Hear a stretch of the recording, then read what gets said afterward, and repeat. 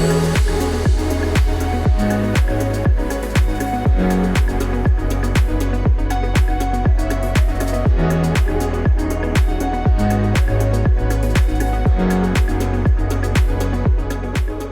Thomas, before we came on camera, you were telling me about your career at Arthur D. Little. You have been with the firm since 1998 and leading the operations in the Middle East since 2005. To be for such a long time with a firm must be appealing to clients. Surely they appreciate longevity. Thank you, Hala. Before I explain to you why I am with ADL for such a long time, let me give you a very interesting anecdote of me getting rejected from Arthur D. Little before I joined Arthur D. Little. Oh, wow. During my MBA days, I was so intrigued by Arthur D. Little, first management consultancy in the world into innovation and technology. I went to their Melbourne office. I was rejected. Then I came to Singapore, again went to Arthur D. Little. I was again rejected. They told me very clearly that, Thomas, your hands are moving, your communication style is very distracting, so we are not hiring you. But we like you because you seem intelligent and logical, but we don't understand you. And I was really rejected. I'm sure this would come as a surprise to many. And what was your answer to that?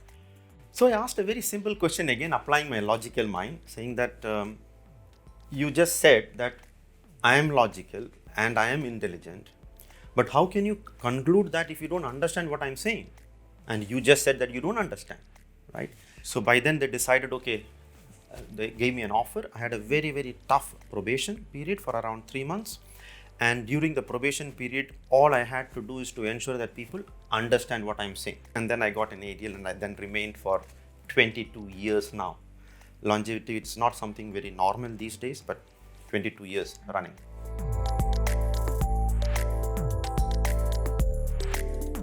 It's true that perceptions and reputations are very important in any industry, and perhaps even more so in the consulting space. So, Thomas, can you tell us more about how ADL started?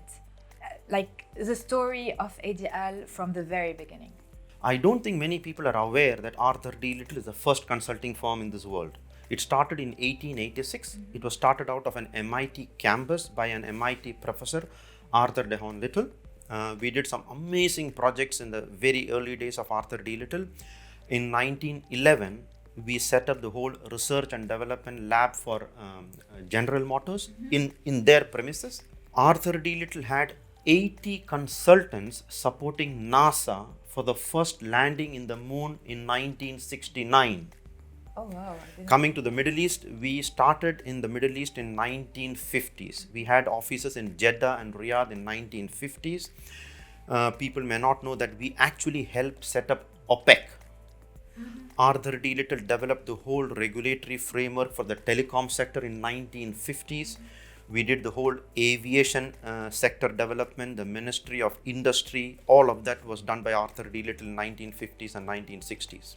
Moving on, very recently, we did a project to develop the whole space strategy for Saudi Arabia. What should Saudi do in the space sector?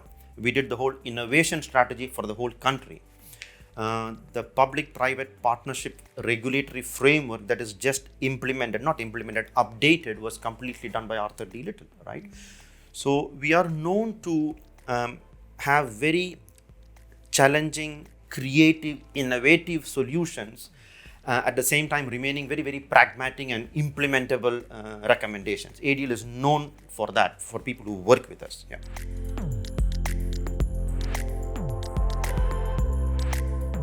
It's interesting that you bring up creativity in terms of innovation and solutions.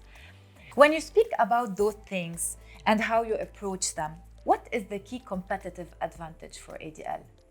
Let me give you a little bit on why Arthur D. Little and how we came into the Middle East. I have been in ADL for quite a while. I used to work in India, in Singapore, in Malaysia. Then I spent a lot of time in Germany and France doing consulting. And in 2006, I came to the Middle East. I started interacting with a lot of clients, and I was really disappointed because they said they had a very negative feeling towards consulting. They actually told me that the clients in the Middle East are not getting a good deal. The best consultants are remaining in developed economies like the US and Europe and Singapore and Asia. we don't get the best consultants. And I felt really bad because I was already a consultant for around 10 to 12 years. And I really started Arthur D. Little Middle East to change this perception, because I felt this is not correct. They're blaming the whole industry that I've given my life. And I wanted to give some very good quality work, the best people in the world, best recommendations in the world in the Middle East. And I wanted them to change the perception about consulting, not about Arthur D. Little. I just wanted them to appreciate consulting as a profession. I guess this is the $1 million question here. What sets ADL apart? 2 words: open consulting. Okay. What I mean by open consulting is, okay, first of all, we need to understand that consulting is a very premier service, right? The clients pay a lot of money and they deserve the best in the world, not what a consulting firm can give them, because they are paying the highest amount for a consulting engagement. They are entitled to what is best available in the world, not what a consulting firm can give them. So I think we have an obligation to look at what is best available in the world and give it to the client. We bring in experts, for example. And it may be very surprising to you to understand that some of my best clients today, I did recommend them to use our competitors, because there were specific projects in which I felt ADL is not the right party to do it, and I recommended our competitor. They worked with them, they were very happy. But a very interesting outcome from that is that anytime I tell my client that I can do a project, I almost certainly get the project, because they now believe that I can do it, and I again bring in the best people to do the project. Fascinating. Is this something that the Middle East continues to appreciate? Oh, yes, the Middle East appreciates this a lot, but let me tell you some differences in the Middle East versus other economies. I don't think there is any region like the Middle East that gives a lot of importance to trust, right? I think trust is very important in consulting. I'm not saying trust is not important in Europe or US and Singapore, but what I'm saying is, in the Middle East, believe they're coming to you to come up with a solution, assuming that they know the problem. But actually, that is not what is happening. We are actually trying to explore and understand the problem itself before coming up with a solution.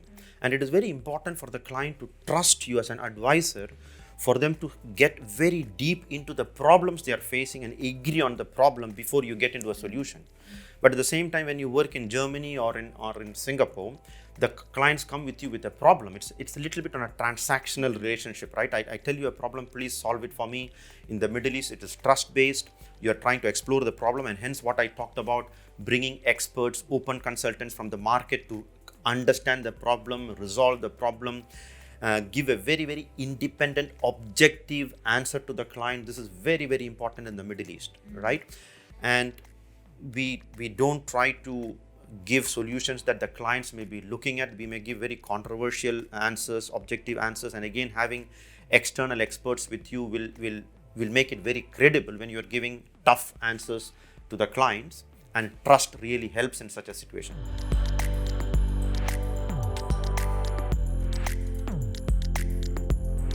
When we speak about consulting in the Middle East, we are all aware about the current climate due to the ongoing pandemic. It is common knowledge that recent events have accelerated reforms, particularly in terms of digitization. When assessing the current consulting environment, what would you say is a common challenge for the industry as a whole? If people understand consulting very well, it is always structured by industry verticals or functional capabilities like telecoms, energy, healthcare. But today, with the pandemic, we started understanding the importance of digitalization. It was already very, very important. There is convergence between healthcare, energy, telecoms, all those sectors. And the consulting business is not structured to provide converged recommendations. Just to give you a very simple example, we want to save energy in this building, a project. Is it an energy project? Is it a real estate project? Is it a construction project? And I can also tell you something which sounds a bit awkward. In a consulting engagement, whoever is leading the engagement, let us say it is a healthcare expert, the whole project is about healthcare.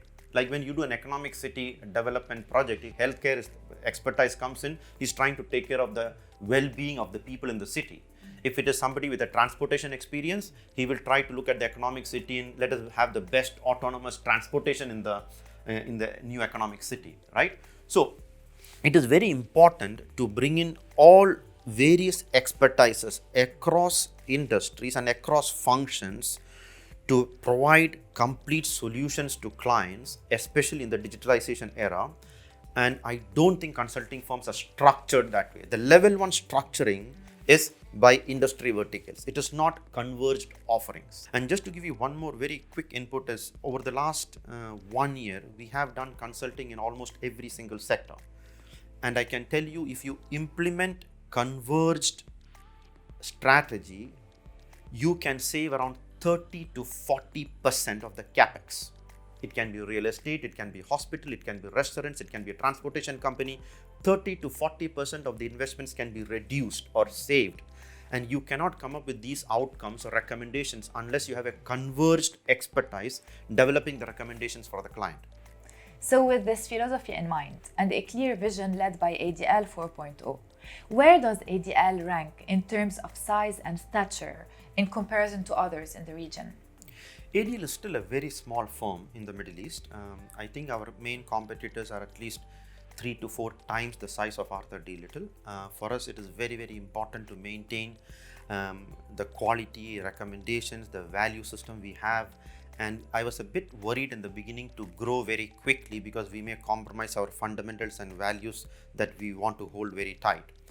But over the last 3-4 months, I did realize that there are some very good partners in competing firms who like ADL values, right? I'm not saying they have good or bad values. I'm just saying it is different. ADL values and the values of other consulting firm seems to be very different. And I have identified some very, very good partners with very good competitors aligned with ADL values, and they have moved to Arthur D. Little.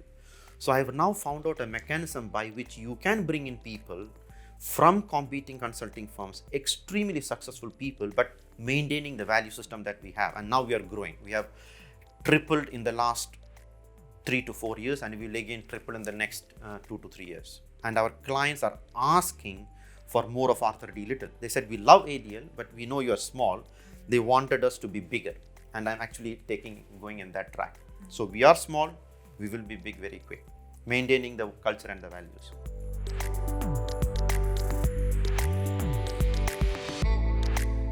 You're obviously someone who others aspiring for a successful career in consulting will look up to. So for those watching this discussion or those who come to you for advice, what do you say to them? The requirements of a consultant are in contradiction. Let me tell you why I say that. You need to be a very, very intelligent person, but you need to be very humble to accept your mistakes and learn from others. The most important quality for a good consultant is that you need to be looking forward to people telling you your mistakes. When you come into a consulting firm, look at your background. You were the best in school, you went to the best MBA schools, you are the brightest student, everybody tells you are intelligent, you are smart, you are very well dressed, you know how to conduct yourself, you normally don't make any mistake. So you have created an image that you don't make any mistakes. And when you come into consulting, when you make mistakes, you feel very awkward and you try to cover it up. That is very, very bad, right? When in ADL, when we try to hire consultants, I actually have a set of questions by which I force them to make a mistake. Level 1, I'll ask a second question, a third question, and you can ask questions till they make a mistake. What if they don't? I can guarantee you that I've never had an interview in which I cannot make a person commit a mistake, because I actually manipulate a little bit for them to make a mistake. And normally you can do that on finance questions. They make mistake. And then when they make a mistake and how they react to that is the point at which I decide whether to hire them. And let me tell you something. 85 to 90% of the people, when they make a mistake, they actually feel bad that they lost the job. 10% of them actually feel very happy that they learned something new. They lost the job, they're not sad about it. They said, wow, I really learned something. Thomas, can you explain to me what mistake did I make? How can I correct myself? I want to learn something more, right? And that is the person I hire. because he's very humble. He's willing to accept that he made mistakes. These are the people who will teach others. There's no competition between colleagues, right? And I encourage this culture a lot in Arthur D. Little. Yeah. And I think it is very, very important for consultants to have this value. So I'm sure like this philosophy helped Arthur D. Little. Oh, yes, very much, very much. And look at the philosophy that I'm trying to encourage. We should be willing to learn and we should be willing to teach, and you will be very good if your colleagues are very good. So you should be very happy to have very good colleagues with you, right? So in Arthur D. Little, everybody's movement and progression is more related to your performance. The performance another person is not relevant for you. We don't have that you have to move every 2 to 3 years. If you don't move, you will be asked to leave. There are firms in which you say if you don't move in 2 to 3 years, you have to leave the firm. In ADL, you perform, you stay. If you perform at a higher level, you move up. Your career progression has nothing to do with your colleagues. So technically, it is better to have better colleagues than you becoming better than them, because you learn from your better colleagues and you move faster.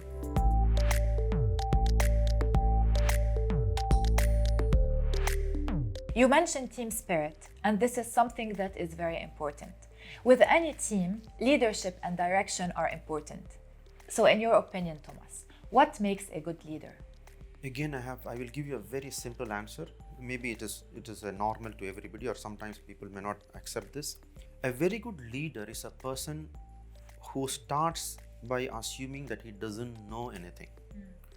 Because you try to bring in the best people around you. In ADL, the partners I have hired are from firms that I could not get a job with. The schools I go and bring in consultants from are the MBA schools I could not get an admission. So I'm trying to bring in people who are much, much better than me. And I think that it's a very good quality to have that in a leader, because normally people tend to say that the leader has to be better than others. That's why you are a leader. No, completely wrong philosophy. You assume that you are the worst in the lot and get the best people into the company, and that is the only way the company will become better and better. Second very important criteria is you have to be very non-hierarchical, very flat organization structure, very open to people to come and criticize you. Because look at the contradiction, right? When we hire people, we try to bring in very, very intelligent people, but then you tell them what to do. That is not correct, right? Because if you believe that you're bringing very good people better than you, then you have to give them some freedom to do what they like. Because if you try to control them, then you're trying to make them look like you. And in the beginning, I said, I'm trying to bring people better than me, right? So you should allow them flexibility, right? And you should allow them to make mistakes and help them when they make mistakes. And it's a very entrepreneurial, flat structure with amazing people around you. And one more very important component is about ethical behavior, right? Because as a human being, all of us are actually very, very ethical. Almost 99.9% of the people are ethical. You start behaving unethical because of that is what you believe the leader may be indirectly telling you.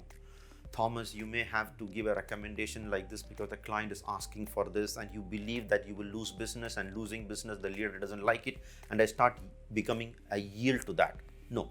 If the leader is very ethical and he encourages ethical behavior, even if the company collapses, Arthur D. Little collapses because of ethical behavior, I encourage that. I'm really enjoying this discussion, but here comes my last question. What would you say is the most important philosophy that guides you as a leader and as a professional? I may be repeating some of them because what I told you is some of the most important things for me. To start with, again, I have to repeat that. Get the best people around you, right? I always do that. Yeah? The second very important philosophy is that I never ever sell something that I will not buy as a client. Again, I'm repeating. So if you come to me, say, Thomas, I want you to help me in doing something, and I come up with a proposition, then I put myself in the client's shoes. And I'm not thinking about what the client knows, I'm thinking about what I know about my offering, which is much deeper than what the client knows. And then I think with all the knowledge I have about what Thomas is offering, if I was the client, will I buy it? And if I will buy it as a client, then I will sell it. If not, I will never sell it if I will not buy it. It actually puts pressure on you to give the best in the world for the client, not what is in Arthur D. Little. Because when I'm offering, I know what I'm offering. Is it the best in the world, or are there something better outside there? Then I will package it all in the whole package. That is why the open consulting, digitalization, all of that comes in the picture. We structure the whole engagement team with the best people in ADL and the best people outside ADL. And now as a client, I would have 100% bought it. And that is when I sell it. If you follow this philosophy, having the best people, everybody around you should be better than you. Allow them the freedom to learn, teach, give pragmatic, ethical recommendations. And you will sell it only if you buy. I cannot imagine how a client will not get an amazing outcome from a consulting engagement, right? And all of this again is going back to my very initial answer I gave you, that I was very sad when the Middle East clients were very skeptical about consulting, right? They felt that we are not getting the best. And if you follow this logic, I think everybody should follow this logic. Middle East will have the maximum value and they'll be so happy about consulting as a profession versus having a negative view about consulting. Thank you, Thomas. It was a pleasure. Thank you very much, Hala. Very good.